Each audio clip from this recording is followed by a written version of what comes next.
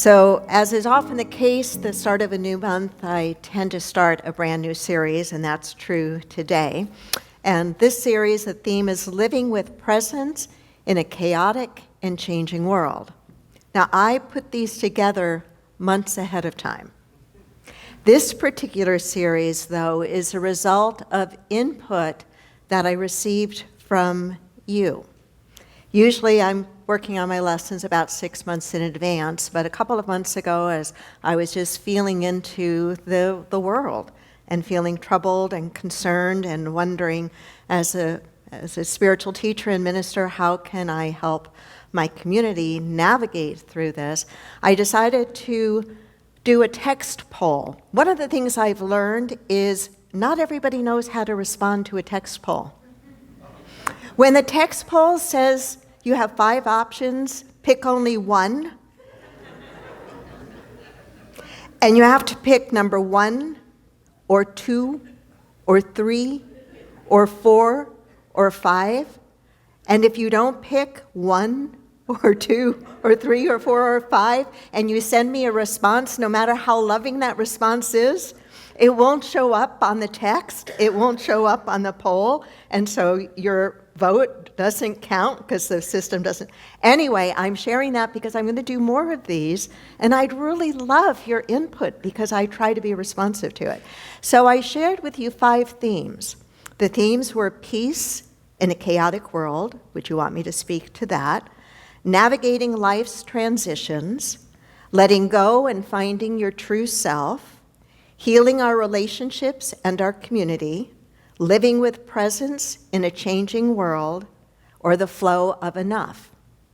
I'll tell you exactly how your responses, the ones that could be counted, came out. Peace in a chaotic world was 30%. Navigating life's transitions was 10%. Letting go and finding your true self, 11%. Healing our relationships and community was 7%. Living with presence in a changing world was 30%, and the flow of enough, 7%. So with living with presence in a changing world at 30% and peace in a chaotic world at 30%, I combined those two. Because it's really, in a way, the same. How do we, as people of faith, as people who are committed to conscious living and a spiritual practice, how do we navigate these times? We're not the ones ultimately at this moment in time making the decisions, because I imagine if we were, we would be making different decisions than are being made right now. So since we're not the ones that can do that, it does not excuse us, though, from doing the best that we can with where we are, who we interact with, how we interact, how we speak, how we put things on social media or not. When there's a chance to vote and make our point of view be known, that we never abdicate that we absolutely write our leaders and exercise our right to vote. And in the meantime, how do we show up? And I suspect as I look out and see some of you here today, that you're questioning that just as I am. Is that true? So how do we do it? How do we, when the human part of us wants to be angry, or the human part of us is frightened or worried, how do we deal with that? And learning how to maintain that inner state of peace, I think, is fundamental to how we navigate these times. And that's what I want to talk about through this series. And specifically today, I want to talk about stillness, what that is. As I was putting this lesson together well before the preemptive strikes on Iran, as I was putting the lesson together, I like to turn to Gallup polls and see if there's any kind of studies being done or queries being done of where people are, because sometimes I wonder, am I the only one feeling this way? You know, because we all can be in our own little bubbles, right? So I like to kind of try to gauge where others might be. Gallup runs something called the Global Emotions Crisis. global emotions crisis, where they're trying to ascertain where are people. And one of the recent State of the Global Workplace and Global Emotions reports has come out to indicate the high levels of stress that people are feeling in their personal lives and in their work lives. High levels of stress, high levels of physical pain and worry. So we're not alone. We're not alone. If we're feeling some of these things ourselves, it's not a personal failure. I think it is we're part of a collective environment right now. Charles Fillmore, the co-founder of Unity, and many early metaphysicians used to use a term called race consciousness. Maybe if you've been in metaphysics for a while, you know about race consciousness. It is the predominant belief that humanity is holding at the time, and how that has a certain pull on all of us. And if we're not mindful, that pull can pull us down into that lower vibration or that lower attitude and that lower feeling, and how it takes effort to pull ourselves up, to keep ourselves above that downward pull of race consciousness. So what do we do? Where is this finding presence in and finding peace in a chaotic and changing world? And where I want to begin with this series is with the idea of stillness. Say that word with me. Stillness. Stillness. And just notice when you say the word, what might arise in you. Is there an argument that arises in you? Sometimes that happens. Sometimes we resist. It's powerful just to notice. Say the word again. Stillness. And notice. What I'm noticing in the room is a feeling, kind of like a de-escalation of angst or energy. Stillness. Stillness. I think stillness is a spiritual superpower. A spiritual superpower. In a world that is speeding up, would you not agree our world seems like it's speeding up? I think it is. In a world that is speeding up, our spiritual power lies in our ability to slow down. Think about it. Think about it honestly. Do you make your best decisions when you're agitated, racing, rushing, frustrated, or angry? Anybody make really good decisions then? No, we don't. We probably sometimes make decisions when we're in that kind of state that we later regret and wish we hadn't hit send, or we hadn't done the thing we just did, right?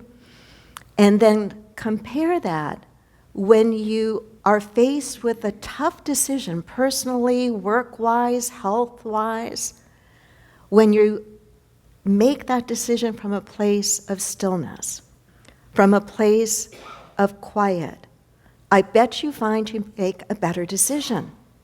And I imagine that if you have cultivated a practice of the silence and cultivated a practice of meditation, that more than likely not only are you making your own best decision, but you're not making it alone. If you believe, as I do and as we teach in Unity, that there is one power and one presence in the world, the power and the presence of God, of the divine light, whatever you want to put in that God word if you don't like the God word, and that power and presence is absolute good. If you hold to that, then the practice of stillness, the stillness of the mind, the stillness of the body, the slowing down, allows us to not only tap into our own best thinking, but what we would call divine mind or God mind, where we can really make better and better choices and decisions. There are two teachers outside of Unity as a formal structure that I have, there are many teachers outside of Unity and in Unity that I admire and respect. But two of them whose teachings I want to bring into today's message are the Tibetan Buddhist nun Pema Chodron. I've done some series on Pema's work before, and Thich Nhat Hanh, the Vietnamese Buddhist monk.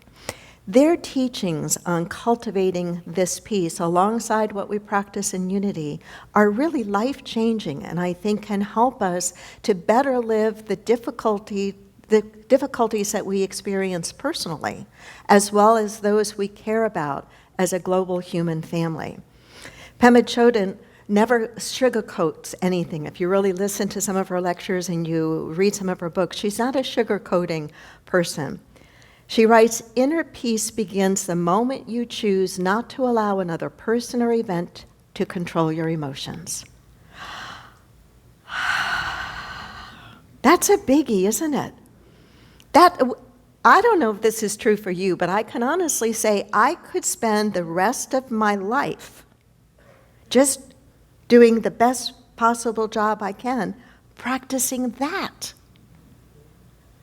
That's some advanced stuff. Inner peace begins the moment you choose not to allow another person or event to control your emotions. Peace isn't just a feeling, it's an act of reclaiming our inner power. It's an act of reclaiming our inner power. She has another teaching that I really like. She says, "You are the sky." What do you think of when you think of the sky? You can talk to me, it's okay. I don't bite. Expansive, vast, right? She says, you are the sky. She's speaking about the essence of us, the spiritual identity. You are the sky. Everything else is just weather. Isn't that great? The moods that we feel, the stuff where we get hooked, is just the weather. We are the sky. Those things take place in us, but it's not the totality of us.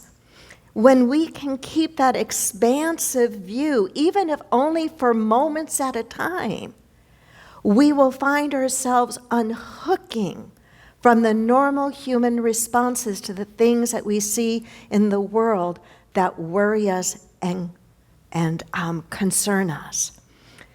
Another way of saying it, Charles Fillmore talked about this, as peace as a power, and peace as being a base state. A base state, meaning peace is foundational. It's our default. We don't have to create it, the internal peace. It is already there.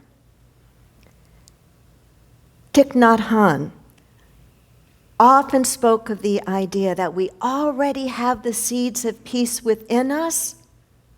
We just forget to water them. We just forget to water them. We already have the seeds of the peace that can help us navigate chaotic and challenging conditions personally and collectively. But we have to water those seeds of peace. He wrote, "Peace is present right here and now in ourselves and in everything we do and see. Every breath we take, every step we take can be filled with peace, joy, and serenity." Can I have an amen to that? Amen. Amen. Peace is present right here and now in ourselves and in everything we do and see. Every breath we take, every step we take can be filled with peace and joy and serenity. The divine presence within us is unaffected by external circumstances. It's the sky. It's unaffected by external circumstances. In our own Christian scriptures, we read the idea that there is a peace which passes all understanding. It's a peace that is not determined by external circumstances. Does that mean we do not engage with external circumstances? Does that mean that we do not do what we can do to make the external circumstances more loving, kind, fair, and just? Yes, we absolutely do what we can do. And at the same time, all of the time that we possibly can. We lean into that reservoir of peace that passes all understanding that is within us, that we water those seeds of peace and then take whatever action is ours to take. And none of us should be in judgment of the other, trying to tell the other what action they should take. We need to do our own work, and then be fortified by these practices, be fortified by watering those seeds of peace to get up off our meditation cushions and affirmations and go do the external work, whatever that external work is. Think of a submarine for a moment. A submarine, when it's at the surface, could be experiencing the turbulence of a storm with 50-foot waves. And yet, using ballast, it can submerge to maybe 100 feet or so, and there experience calm, still waters. The submarine didn't create the calm, still waters. The calm, still waters were there all along. But the submarine did what? Went below the surface of the turbulence to find that calm, still water.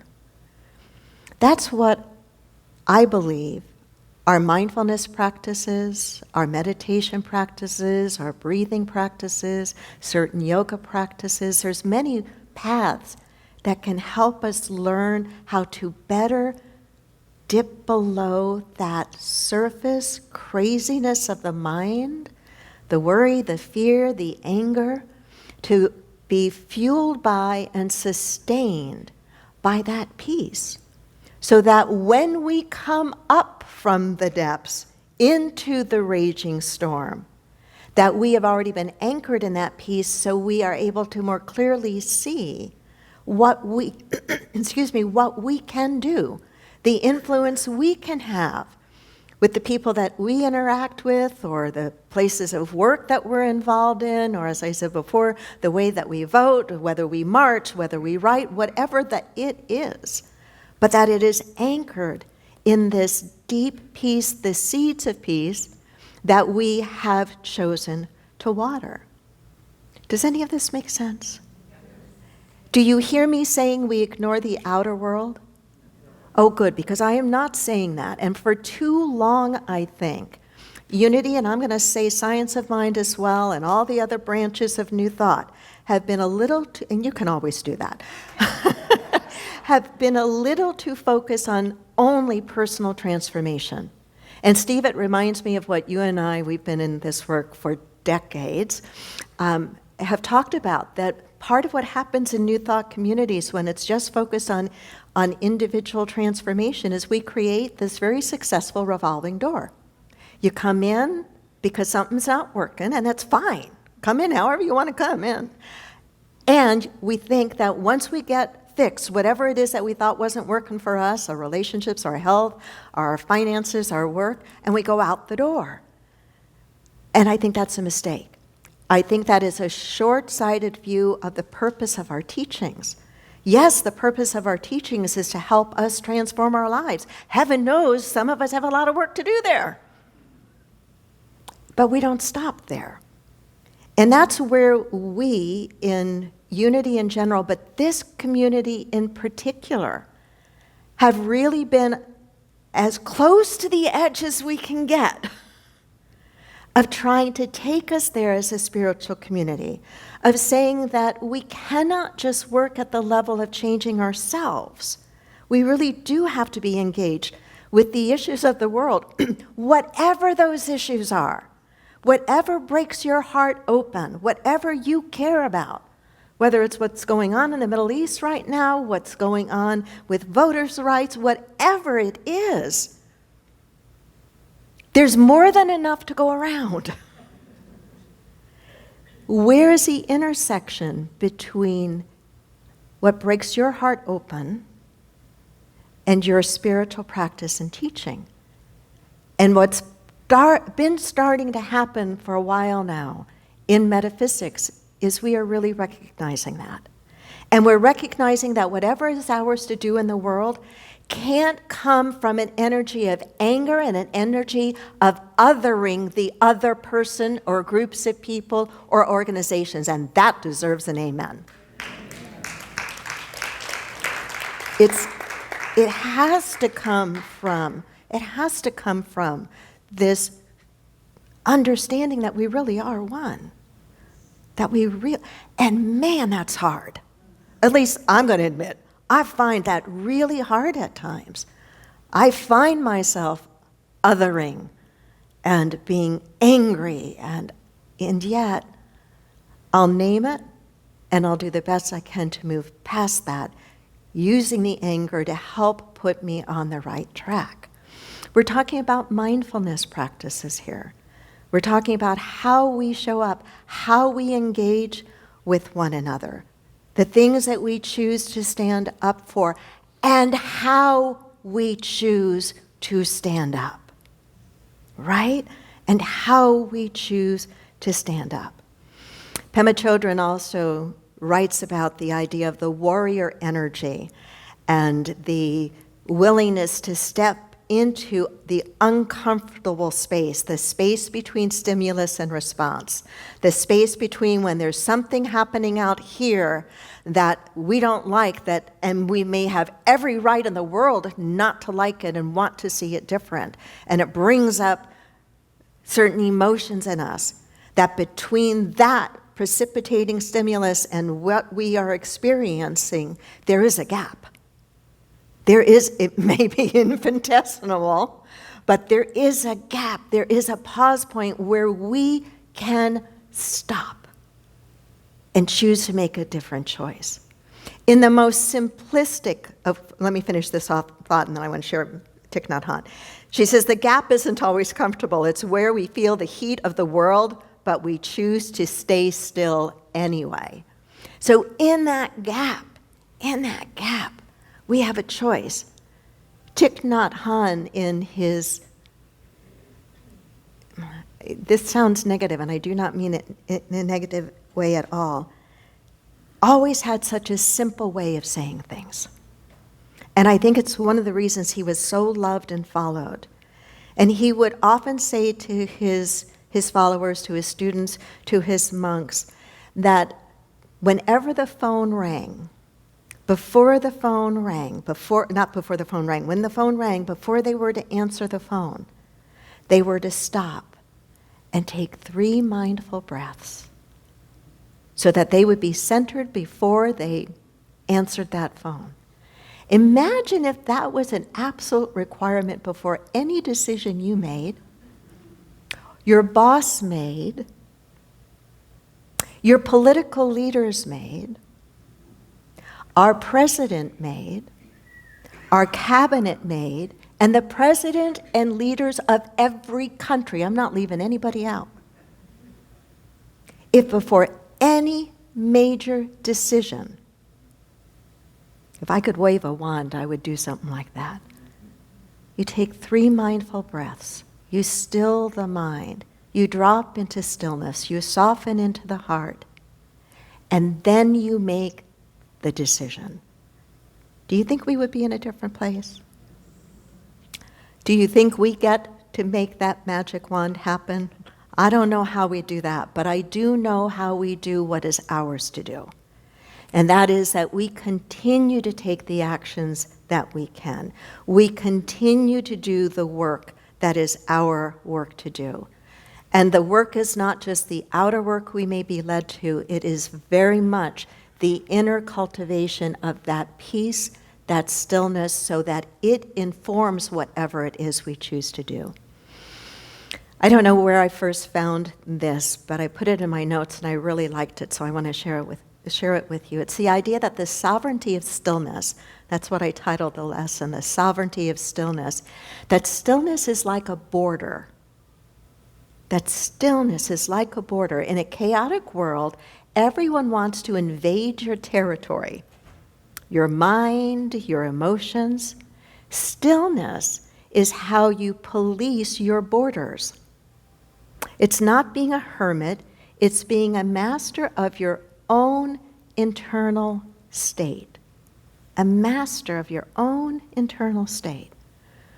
Let me close with this thought, but before I do, let's speak the word stillness again. Stillness. And again. Stillness. And again. Stillness.